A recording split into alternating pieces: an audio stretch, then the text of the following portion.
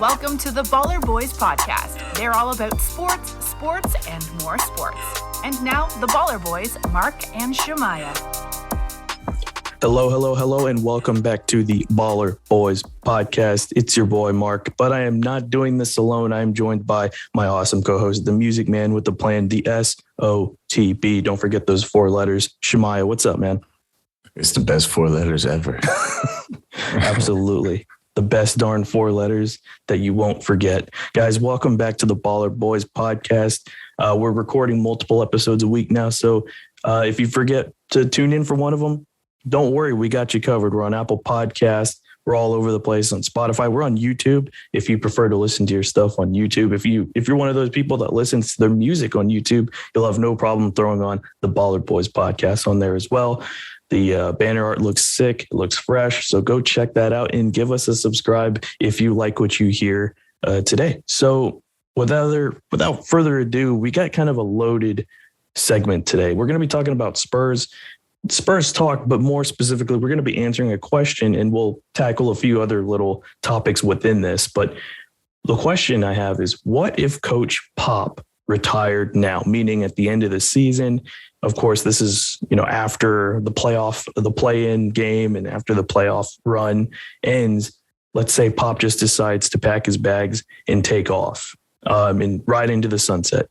I guess that's a better way of putting it because he's done everything possible. So if he does decide to just walk into the sunset, he is free to do that. He has earned it without a shadow of a doubt. One of the best coaches of all time. There we go. We all know how great he is, but we got to answer this question. What happens if he retires at the end of the season?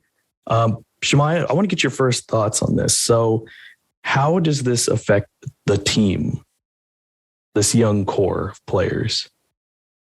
Well, if they don't have someone to replace him with, I mean, well, are they going to get a weasel to replace them?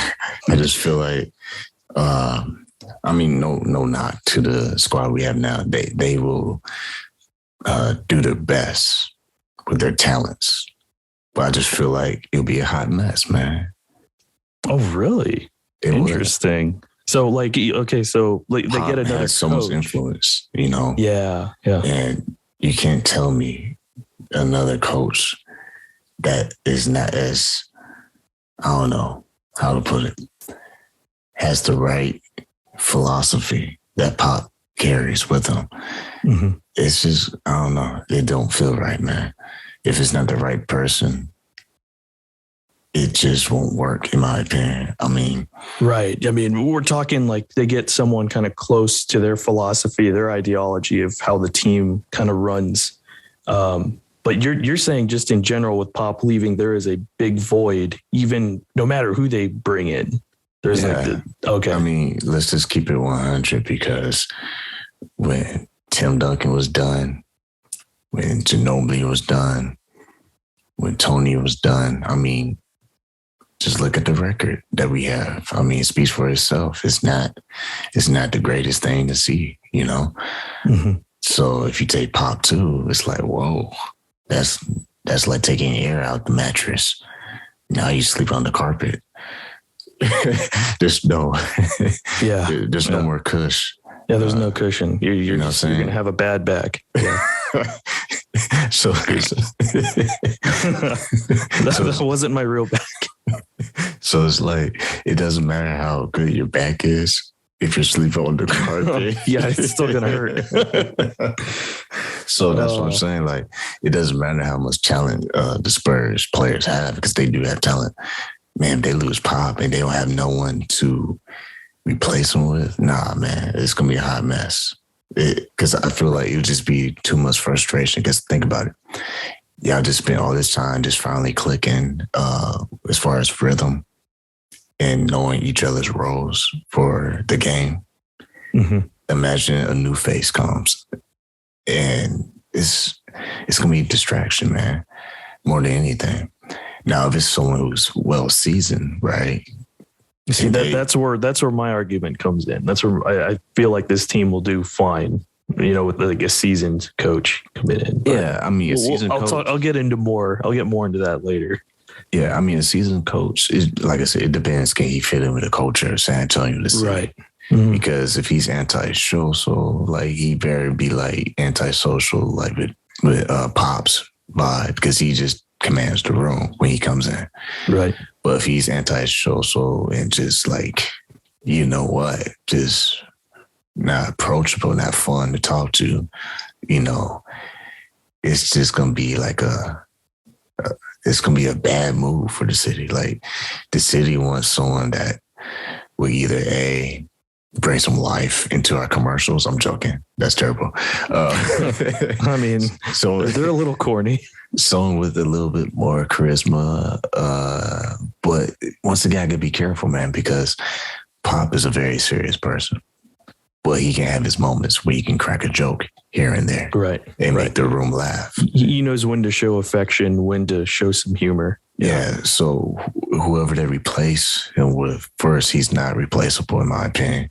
He's just done too much for the organization, for anybody to actually do amazing, unless he's the one that actually recommends the person. Like, it's just hard because when you think of Pop, you automatically think about Spurs.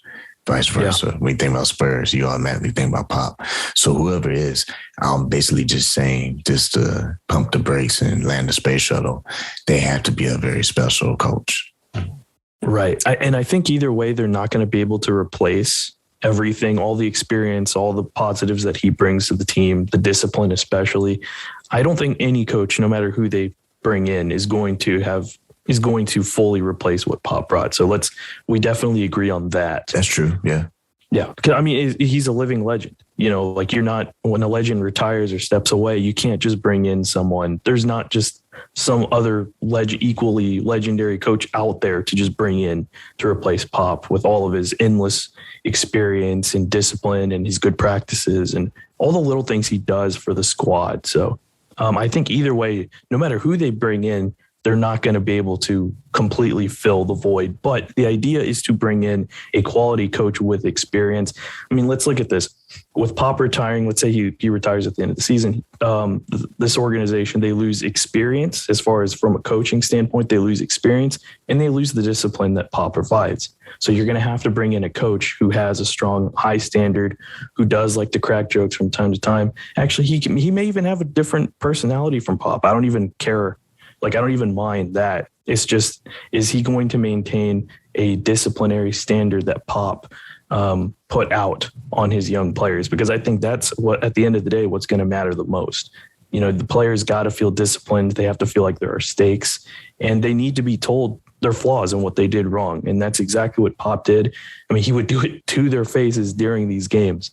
And, you know, maybe this new coach that would come in wouldn't necessarily do that, but he will make it clear to these young guys their mistakes, maybe like after the game. But there has to be some sort of discipline on, you know, by the hands of the coach to some, especially with these young guys like Keldon and DJ and Primo, especially. I mean, you saw Pop talk to Primo and like basically shout at him on the bench, letting him know how he messed up during games on camera.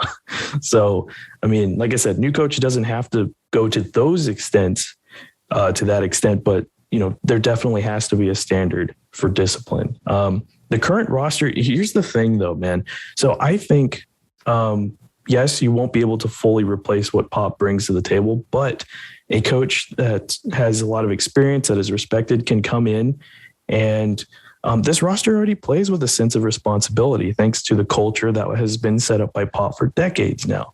You know, he's been there forever. He has set the culture of discipline. And I think these young guys want discipline. They want to be taught. They want to learn. They want to grow, which is great. And again, you have all this great core of players that have that mindset, that share in that mindset. So I think a good coach that comes in, they could find a coach. No matter what coach, who comes in, I think at the end of the day, it will be that sense of responsibility that these young guys have to take care of the team, to grow, to get better, to take care of the franchise, because they want to play for this team. They want to play for their coach, no matter who it is. And I think at the end of the day, in the locker room, there is a sense of disciplinary responsibility on these guys' hearts.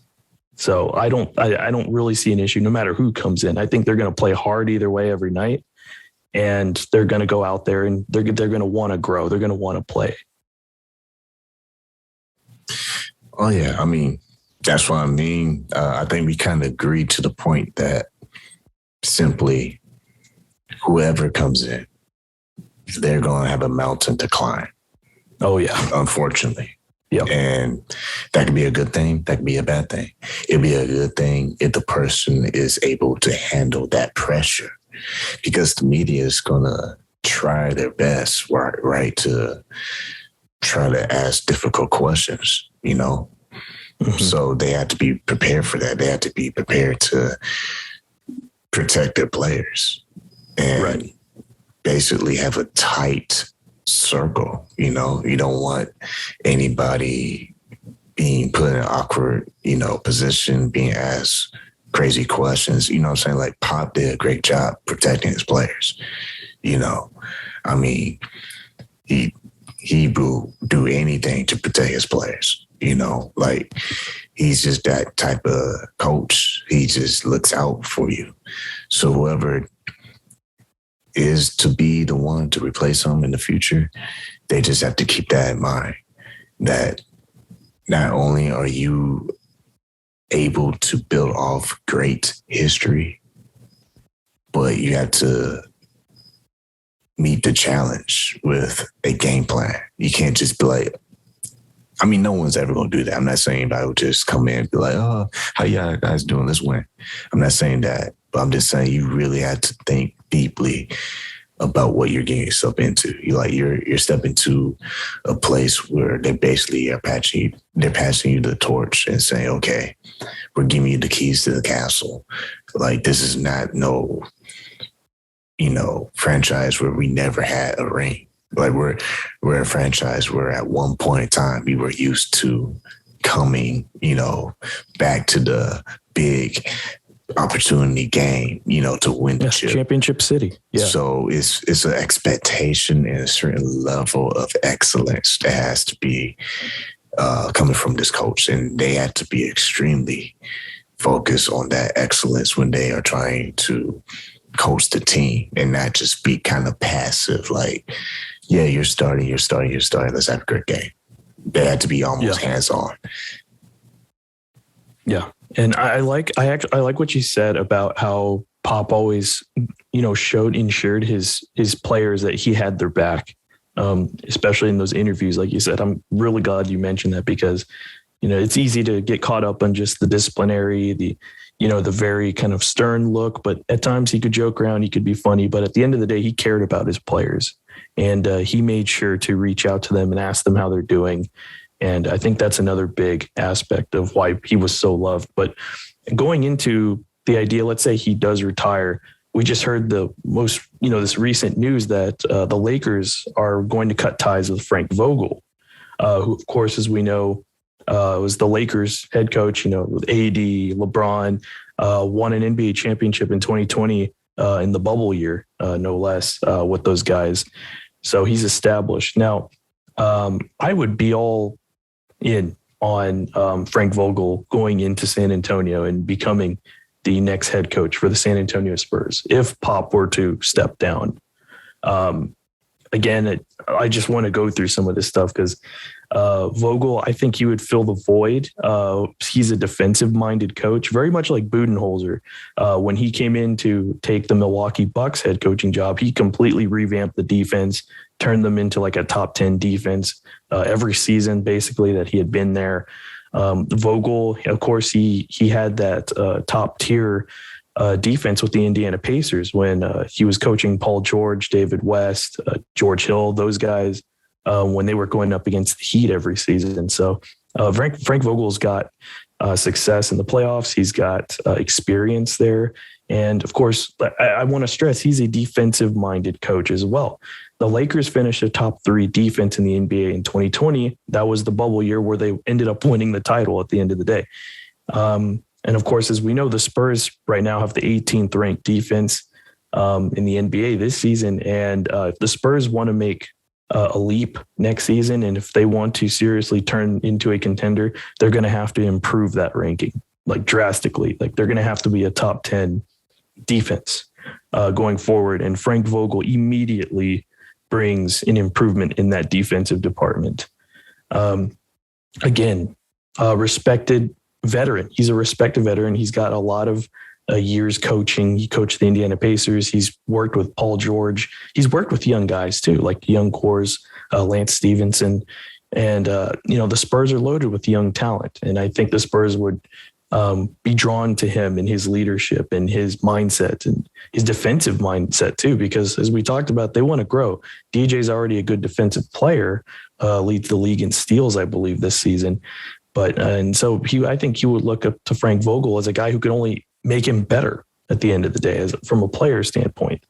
And here's my other thing: if Vogel can lead the Showtime Lakers under this team that is constantly under the media's microscope every single day with AD and LeBron, I think he can coach a young Spurs squad that is eager to grow and really want to go out there and show what they can do.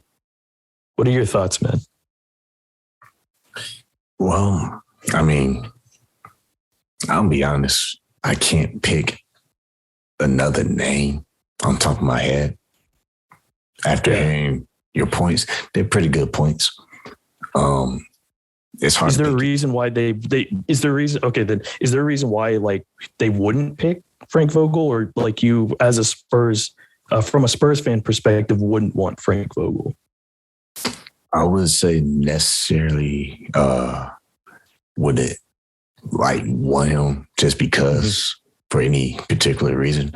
Mm-hmm. I think it's more of a trust. Like, can we trust this coach to take us to the next level? Because what you don't want to happen is have some XYZ coach come to the Spurs organization and this is a big question mark. Yeah. And everyone's like, should we trust him that he's, here to take us to the next level as far as like that coaching ability? Because a coach has to have the ability to get the players to buy into a system. And you think of great all-time coaches like Phil Jackson. Mm-hmm. You know what I'm saying? I mean, yes, he had all those talents, right? But he was able to manage those talents. Right. And you can't tell me with the amount of rings that he has that he just got lucky. I mean, you just can't really say that. Right. Because if it was any other coach, maybe they got, less rings. Because it's all about the coach's ability to maximize the talent that he has. So, I mean, hey, if Frank is that guy that they think has the potential, I'm good with it. But for me, it's just anybody outside Pop is going to be a trust issue, because it's like, okay, are we going to... Like a trust issue from like what standpoint? Like from a fan's... Just like coaching. Okay, gotcha. Yep. Like they're going to be like, okay, how's he going to coach the team? Yeah. Because that sets the tone. Mm-hmm. You don't want someone to completely change everything Pop did, because a lot of stuff he did was actually good stuff. Like it was good coaching. If anything, you probably want someone with a more modern look of the NBA game, because the way the game is played is a lot different than Pop's time. So you want someone to have that balance. Yes, we want that modern, like today's generation type coach, but you want someone that can actually carry the weight of the pressure, because that's what it boils down to me. Can I trust this coach to actually get his team to buy in? Can Frank do that? I think he can. I think he can. It's just until it happens, it's going to be one of those things like, I don't know. Because what's the first thing people want to say if they lose? Man, I wish Pop was here. Yeah. That's immediately they're going to go to that. Like as soon as they lose one game, it's like, see, Pop would have never done that. Right. You see what I'm saying? Yeah. It'll build nothing but frustration if it's just immediate scrutiny. Yeah. Oh yeah. Yeah. And they will get it. The coach will get it from the fans before they get it from the media. And Spurs Twitter will go crazy. Yeah. So, but hey, I'm not saying Frank can't do it, but if he were the person, he would have to. I don't know. He had to have like a dinner, yeah, and be like, okay, I'm gonna listen to what y'all want, and then I'm gonna use what I received from y'all, and I'm gonna piece up a masterpiece game plan for us to get a chip. Because the best of their abilities. Yeah, because here's the other point I'll make before you take it back. Mm-hmm. Whoever replaces, they must get a championship within 2 years. Oh, 2 years? Yes. Oh, man. You know why? Why? Why is that? Because if you think about the legacy Pop has for the organization, they don't have time on their side. They don't have time on their side to take their time. No, they have to be able to lead us into a championship within 2 years, period. And that's just because of that transitional void, right? Yeah, because it's like, if it takes longer than 2 years, then it's like, dude, like, what's going on? Yeah. If it's 5 years go by and we haven't won a championship, it's like, wait, no, he ain't the guy. Okay, 5 years. Yeah, 5 years I can understand, but I think 2 years is a little short. You got to give the coach a little more time than that to. I'll give him 3. I'll give him 3 because it's you got to look at the history of the Spurs, and we're talking about a franchise who has more than one chip, so it's gotta have high expectations. Because if you don't have high expectations from the beginning, then it's just going to be a mediocre 2, 3, 4, 5 years. Right. I got time to get a chip. No, you don't. Like, do you know who you're coaching? Like, this is the Spurs. Do you know who you just replaced? Did you think you're just going to eat some sauce when you got here? Right. Yeah. Yeah. I mean, thankfully, like we're talking Frank Vogel and not like Tim McSpanky or something, you know, like random. All right. If Frank were to coach the Spurs, I think they will make the playoffs the first year. Ooh, I like that.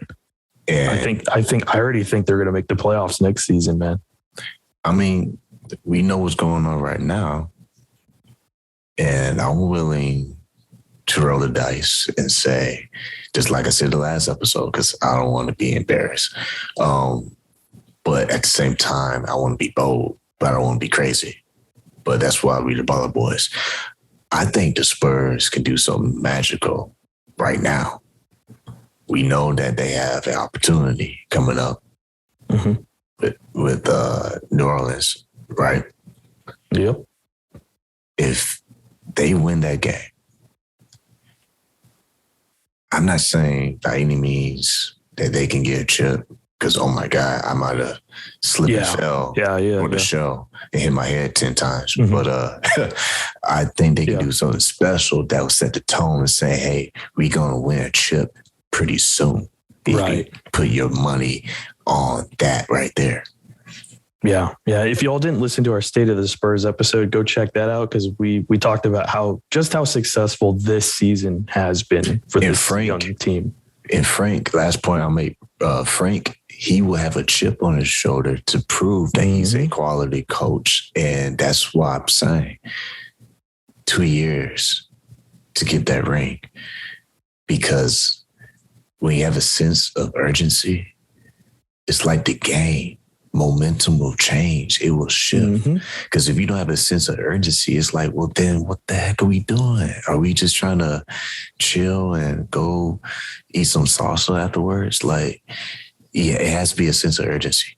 And 2 years is a positive for me. To me, that's motivation. Because what if Frank talk crazy like that and say, no, when I coach y'all, we're going to go the same year. I'll rather laugh and then get proven wrong rather than someone be very passive and be like, we're going to try in 5 years. You know what I'm saying? Yeah. Because then, like, no one's going to buy tickets. Because, like, oh, well, that's what he believes. Because the fans, the players, they believe whatever the coach believes. If that coach is crazy enough to say, hey, when I coach y'all, we're going to the finals the first year I'm coaching, I'll be like, yo, you crazy.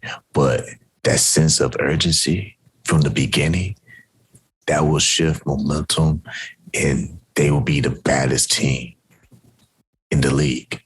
Yes, that's bold and that's crazy. And it's kind of borderline stupid in some people's eyes, but never say never, because the thing is, injuries have a lot to do with people, missing playoffs. It contributed, contributed to the Lakers. Apparently, it gets people fired, and it's like, I would say he didn't deserve to get fired. I think he got I agree. He got the blame for politics, because there's a lot of dead weight I won't mention, but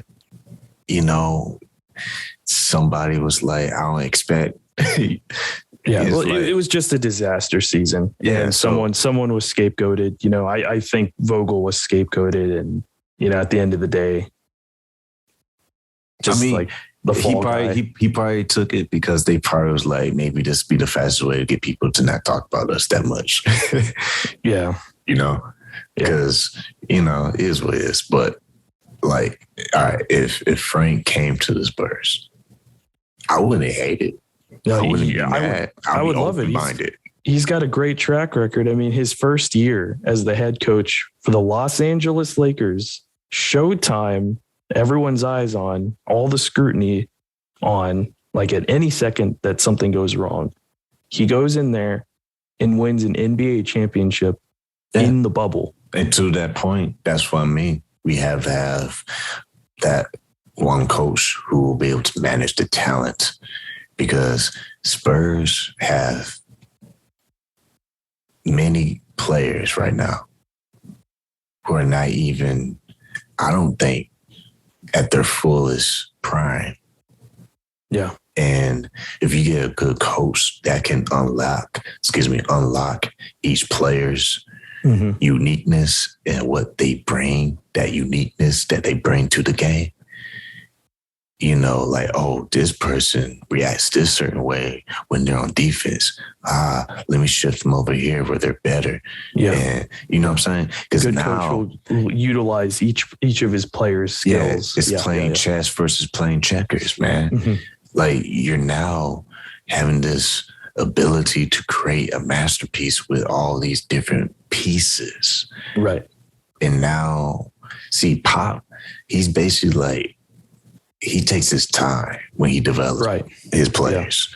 Yeah. And that's what's probably frustrating people the most, because it's like, dude, with all this talent, we should be smashing these other teams. But here's what Pop is saying, holding spades in his hand. Hey, guys, we're in the play-in. Pump the brakes. It's like, wait, oh, we having such a, wait, what? All that noise we're saying, but this season, that season, but hey, guys, we're in the play-in. Yeah, let's talk about right now. Focus now. What's on your plate right now? Like, y'all want to, get the cow down the street and barbecue, but it's like, yo, we have salad right now. Let's just eat the salad. Oh, first. you got to go hunt the cow. You got to go find the cow first. Like, it's cool to think about the feast, but you got to go get the food first. It's steps. And that was perfect. That was the best metaphor so far. Yeah, for sure. And the Spurs can beat the Pelicans, so we'll see what happens. And going forward, man, it's looking good. But either way, again, we are just asking ourselves this question, just out of speculation, just out of like theoretically, if Pop were to walk away, we're not saying he will. We're not saying he is going to or he won't. This is just all situational. And that's what we do here on the Baller Boys. We want to have fun. So, Shemaiah, I think we got through this segment. We got through this one. It was a tough one, but I wanted to get your opinion on this, and I'm glad I got to hear like two different mindsets here. We got mine out there, and we got yours. That's what we do here on the Baller Boys. We bounce ideas off each other and opinions off each other, and more often than not, we do end up agreeing without really realizing it sometimes, or we think that we're going to go in with a different viewpoint, and we end up coming together and being like, yeah, I think I pretty much agree. So thank y'all for joining us on this episode of the Baller Boys Podcast. I am Mark. He is Shemaiah, the SOTB, Mr. Music Man. You can join us every week. We have multiple episodes coming out on the podcast, on the YouTube channel. Reach out to us on Twitter if you want a nice little follow. We retweet some fun stuff. We post some fun stuff.